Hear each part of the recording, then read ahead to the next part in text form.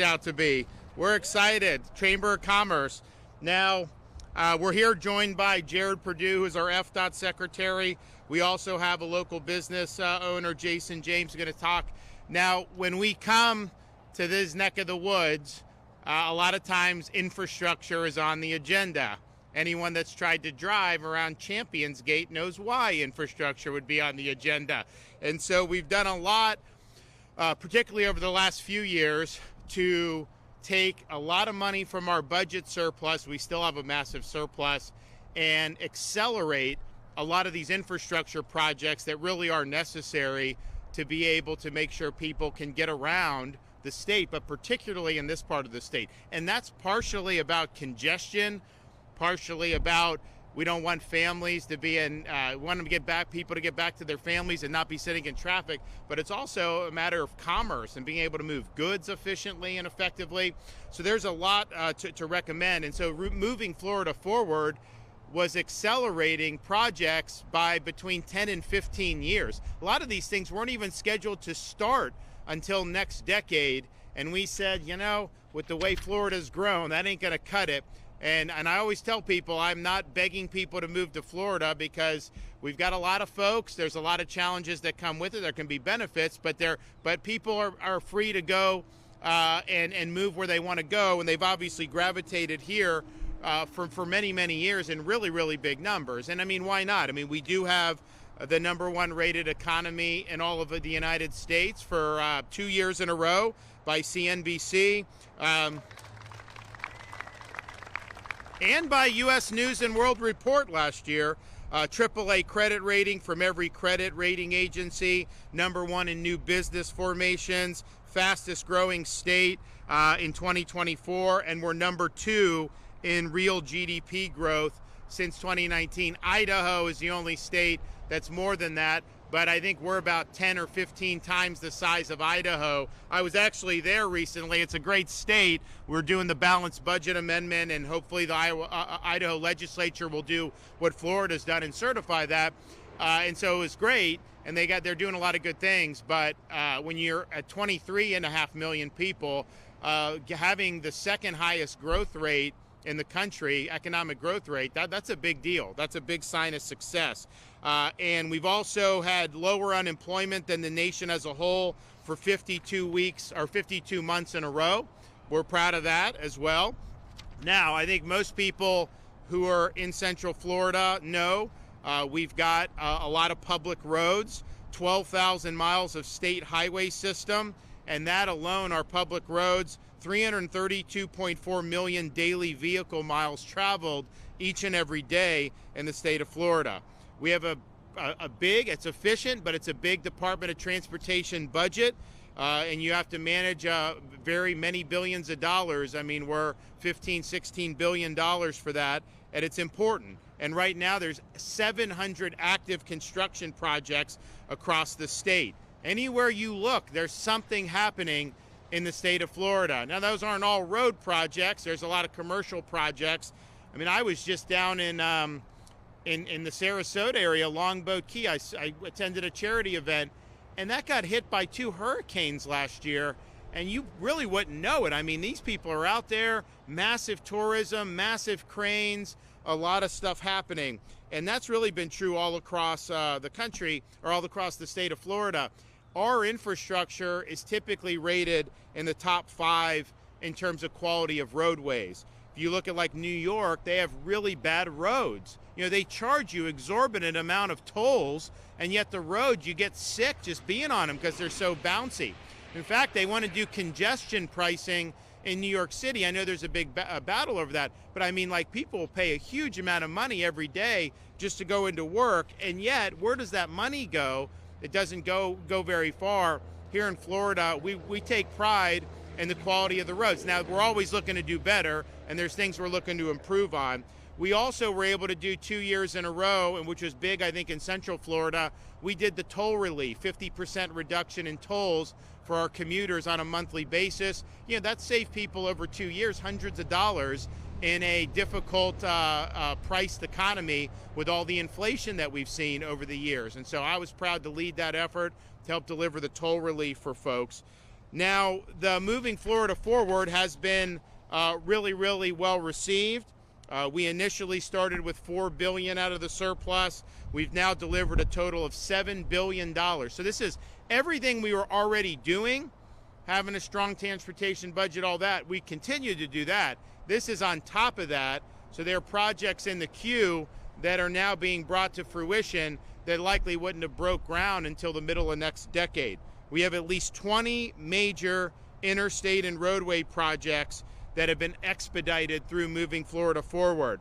Addition of regular and express lanes on I-275 in Pinellas County, reduction in traffic delays up to 85%, and helps with hurricane evacuation routes. A redesign of Golden Glades interchange on I-95 in Miami to enhance connectivity between major road corridors in the region. Very difficult area in the state of Florida for traffic. And this is going to be helpful. Very difficult because it's all built out.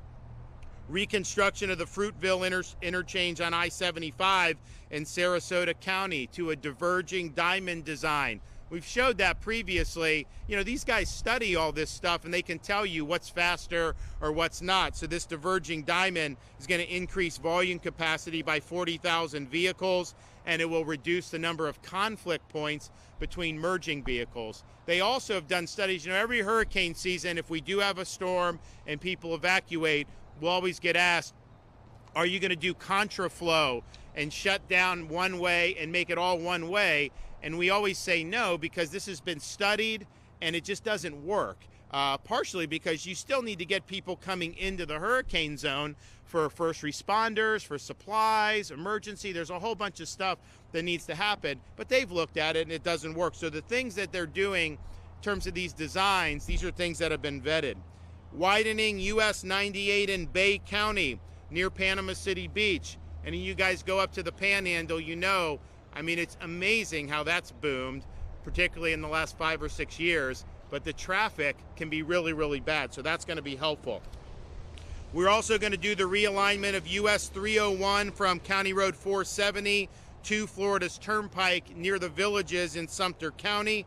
That's going to increase mobility and reduce delays by up to 94% during peak hours. And last month, I was in Ocala when I announced the addition of new auxiliary lanes to I-75, over 31 miles from State Road 44 in Wildwood to State Road 326 in Ocala. And that is going to be done 10 to 15 years ahead of schedule. And any of you who've gone up 75 north from here, you know how bad that can be. So this is a very important project that we're able to do. So our total investment in infrastructure over the next 5 years is going to approach $70 billion in projects. And most of the focus is reducing congestion and improving the safety of Floridians, which brings us to today's announcement. Last June, we made a promise to deliver congestion relief lanes through one of the busiest sections of I-4 by the end of this year. Not only are we delivering on our promise, but we are going to beat our own deadline. I can announce that the completion of the 2 new, here's the congestion relief lanes. So you look at some of those areas, World Drive all the way into Polk County, Champions Gate, Celebration area. This needs it. I mean, this is a really big deal.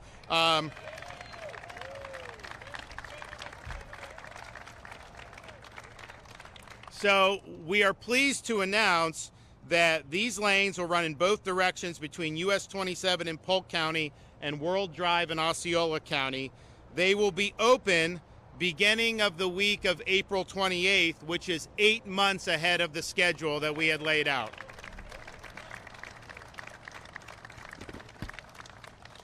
This will be a really sigh of relief, I think, for a lot of people. It doesn't solve everything because we've got a lot of Champions Gate projects and some of these others, Point Siena Parkway. That's all moving, and it's going to be delivered way earlier than had we not done Moving Florida Forward. But in the meantime, this is something that's really, really meaningful. So we're proud to deliver this 8 months ahead of schedule. The economic impact of all of Moving Florida Forward just in the I-4 region, we estimate to be over $13 billion because better mobility, easier to commute, all these things, really, really significant. And we're also excited to be able to get the project off the ground quickly and improve the connectivity in the region, as well as connectivity between the entire state. Now, we're advancing several other major segments along I-4, as I mentioned. Poinciana Connector, a critically needed new roadway that will connect I-4 and State Road 429 to the future CFX facility just south of CR 532. This work in this area will be underway, all the while commuters will have additional congestion relief now once the final project is complete. So this is enhancing connectivity, and I think doing it in a really, really meaningful way. So I want to thank everybody that's been involved in this. You know, we can just sit here and say, oh, we're going to get to it. It'll happen. It's in the hopper, and all this stuff is eventually in the hopper. But what good does it do to break ground 10 years from now? We need to be breaking ground and bringing these projects to fruition now. And that's exactly what this initiative is doing. Today, 8 months ahead of schedule, I think is a welcome announcement. But this is just one of many things that are going to be done to improve connectivity and mobility in and around the dreaded I-4 corridor. Thanks, everybody. Jared, come on.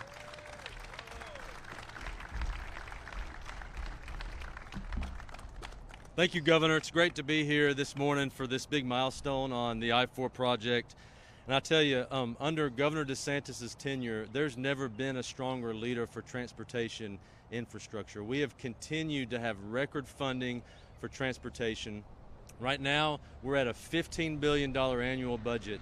And then just 2 years ago, the governor had this bold idea. Let's take general revenue surplus and advance major congestion relief projects that won't see funding for another 15 to 20 years. That's exactly what we did.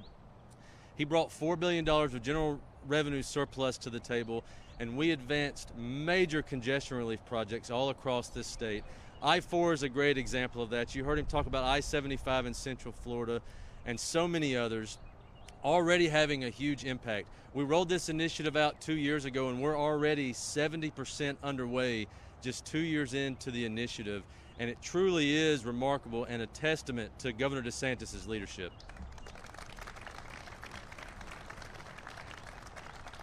So with the I-4 Forward initiative here, we actually were able to fund a $3.5 billion project to completely reconstruct I-4. Don't know when this project would have been funded had it not been for the Moving Florida Forward initiative. It would have been another 15 to 20 years. This is going to be a game changer for the region. I'm sure many of you drove I-4 getting to this event this morning. It is a parking lot all day. It cannot come fast enough. And as you know, with the governor, he's a very strong leader. He has high expectations. The one thing we have to do is cut through red tape, cut through bureaucracy, and find ways to go faster, which is exactly what we're announcing today with these congestion relief lanes. So we're going to completely reconstruct I-4, but we're going to provide you with additional capacity in a few weeks. They're going to open up, and we will maintain those new lanes throughout the entire duration of construction. It's 8 months ahead of schedule. Truly remarkable. Also, if you look around the state with Moving Florida Forward, we have many other congestion relief projects that are going to have a huge impact with the Golden Glades Interchange in South Florida, Southwest 10th Street in South Florida, several I-75 projects in the Tampa region, and all over the state. You are going to see transportation projects being delivered everywhere you go in the state of Florida, and it can't come soon enough with the economic growth and the population growth that we're seeing all over the state. I'm really proud of the team here with FDOT that's working on this project and our industry partners for finding innovative ways to cut through that bureaucracy and go even faster. I think it's a testament to the commitment and the loyalty this industry has to delivering transportation projects all across this great state. Again, Governor, thank you for your leadership and this Moving Florida Forward initiative. It truly is going to make a big difference.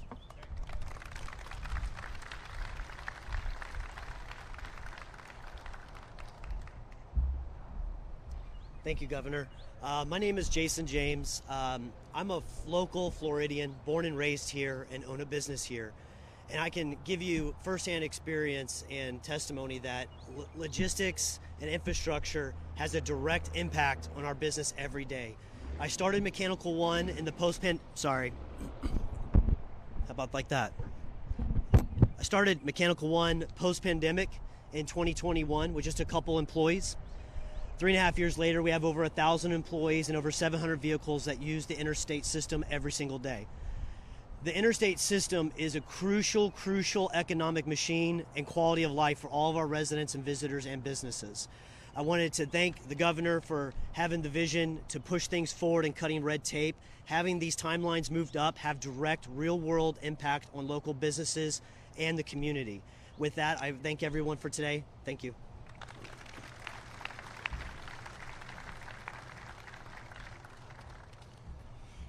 Well, we're excited about this. The best is yet to come. We're going to continue working really hard to increase mobility, reduce congestion, make sure Florida continue to lead the way. It's important for quality of life. It's also important for our continued economic vitality.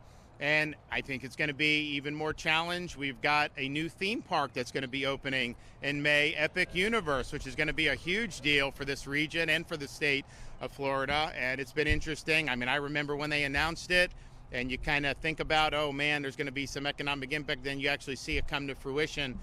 Pretty incredible project, and I think there's going to be a lot of people that are going to be beating down the doors to want to go to Epic Universe over at Universal, which is really, really good. Now, I just want to say one thing. So, you know, when you're in this business, you know, you get used to, you know, a lot of baseless attacks. That just goes with the territory. But I do think it's really sad to see manufactured smears against the First Lady and the program that's Hope Florida. Hope Florida is actually an example of government succeeding in lifting people up. And how many examples do we have of that happening? Almost never. But the inside of Hope Florida didn't ask for any money for it for the legislature, didn't need any new policy, but just through the First Lady's initiative that we are going to reimagine the way we provide services to those in need. And so instead of the job of somebody working in these agencies to just try to get people on as many government programs as possible and keep them on indefinitely, we're transforming the role to be a hope navigator, where the job of government is to link those people in need to all the wonderful resources that we have throughout our Florida communities. So we've enlisted the faith-based community, we've enlisted charitable organizations, we've enlisted businesses, and we've enlisted individual volunteers who answer the call when somebody comes in need. The needs go into a care portal, and all of a sudden you have a single mom that doesn't have a place to stay. It's not the bureaucracy that's going to lift her up. It's the church that comes over or the charity that comes over to do that. And what are the results since this has been implemented? We've gotten 30,000 people off welfare and saved the state of Florida $100 million. And so that's a great success story. Now, that's a success story that threatens some people. That's a success story that's going to invite attacks because people have their own political agenda. And I got to tell you, I'm used to the baseless smears from liberal media. I'm used to the baseless smears from Democrats. I've been dealing with it for over 6 years. It's par for the course. But I think now we have Republican leadership in the Florida House joining with liberal media and joining with Democrats to launch baseless smears against Hope Florida and by extension myself and the First Lady. Let me tell you something. None of these Republican leaders got elected on the platform that they were going to launch baseless attacks against the governor and First Lady. That is not why they got elected. Had they run on that, they would have lost their primaries. They would never have been elected in the first place. No, they were elected to continue our success in Florida, to build off the great achievements of the last 6 years. They were elected to cut property taxes, which they refused to do. They were elected to help alleviate and end the condo crisis, which the Florida House has refused to do. They were elected to continue our Florida First agenda. And what are they doing with their actions? Not only are they trying to sabotage that agenda, but they are stabbing the voters in the back with their behavior. Shame on you in the Florida House and your terrible behavior and leadership. Questions? Yes. You voiced support for are dismantling FEMA, what's the message to people who might worry they might not get help as quickly if that were to happen? So the question is about President Trump's plan to dismantle the FEMA bureaucracy and empower the states. Excuse me. So I think the media is not honest about this because he is going to block grant the money to the states. And so we're not going to be left in the cold. But I can tell you that the FEMA bureaucracy is an impediment to disaster recovery. It is not doing a good job. Florida, we don't rely for preparation and immediate response. We don't rely on FEMA. We do it. We lead. We got local partners. We got the best emergency management team from the local, state level, anywhere in the country, bar none, not even close. FEMA, who the hell else could rebuild the bridge in 6 days, 3 days? 3 days was the bridge. So, I mean, of course, we've got that. But, and so that's just how we roll. Now, there are programs on the back end of a storm, individual assistance, block grants, things like that, that really paralyzes the recovery because of the bureaucracy. So we'd be better off getting the block grant and then letting the states administer based on the needs that we have. But too much of this gets hung up in bureaucracy. Our mantra in Florida has been, don't let the bureaucracy grind you down. Make sure that you're responding very quickly. There are times when we spend money to prepare where we don't end up needing some of the preparation. FEMA, you can't get reimbursed. I mean, for example, Hurricane Helene.